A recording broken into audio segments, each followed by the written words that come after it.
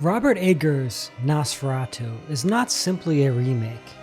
It's a resurrection, a film that rises from the crypt of cinema's past. It's a haunting look on love, repression, and the shadows we cast when we try to escape ourselves.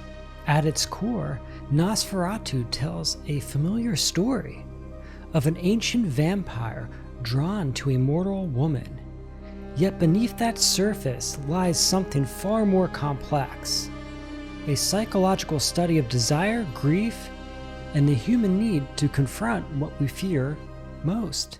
From its opening frames, Eggers establishes a rhythm that feels otherworldly, long takes, painterly compositions, and the steady pull of dread that grows with each breath. The film moves like a dream. Each shot feels sculpted from the shadows. Eggers borrows from the visual grammar of classic horror, the sweeping shadow hand crawling over the city's skyline, the tilted silhouette in moonlight, the faces half lit by flickering candles. These images, once born in Murnau's silent masterpiece, return here as sacred echoes. Eggers also nods to Werner Herzog's 1979 version, which infused the myth with a deep melancholy.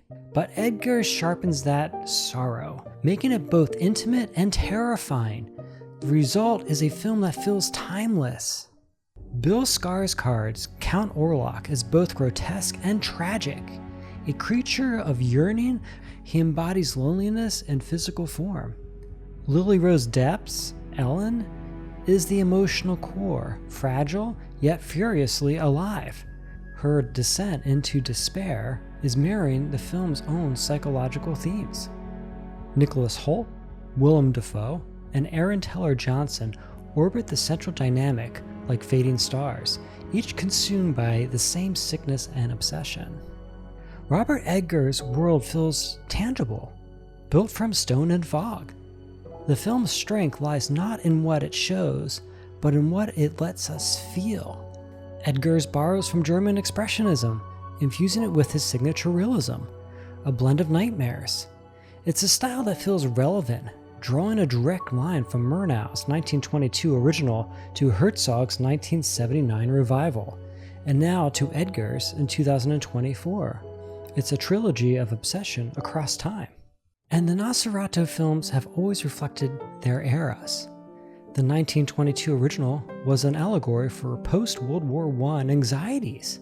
Herzog's 1979 version turned the vampire into a symbol of existential despair.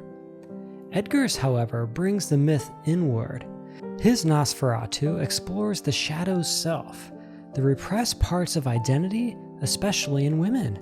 Ellen's haunting becomes a psychological battle. The vampire is no longer just a monster outside her window, but a manifestation of her own melancholy and suppressed desires.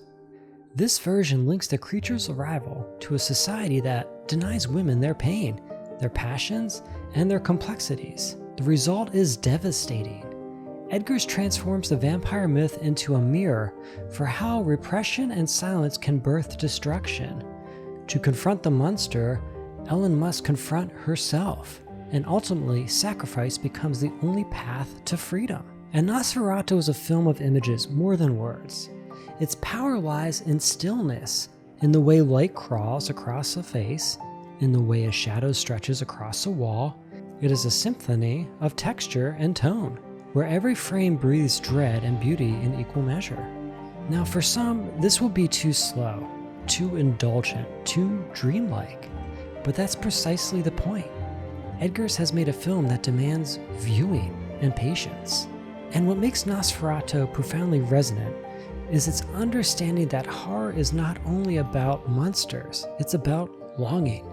The terror comes from the desire itself, from what we repress until it consumes us. And Eggers channels the Gothic tradition into something psychological and even spiritual. To watch Nosferatu is to experience Gothic horror at its most refined.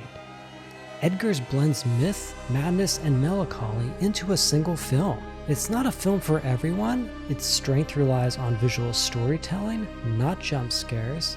It's long, slow, and unrelenting. But for those who give in, it's pure enjoyment. Look, it's not just a remake, it's a love letter to the origins of horror.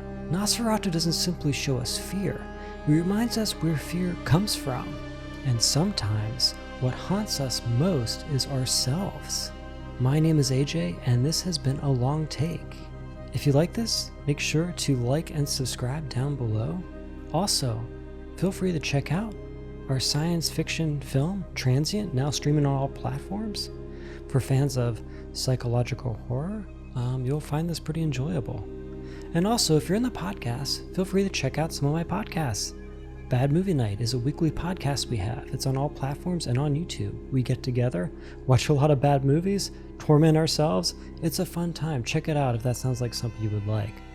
If you want something a little more raw and a little bit more real, check out my podcast, Self Identities, now streaming on all platforms, about to enter its 3rd season. We go into maximum security prisons and interview women who have life sentences. It's very raw, it's very heavy, and I think it's really powerful stuff. So if you get a chance, check it out. I really appreciate it. I'm AJ. Until next time, take care.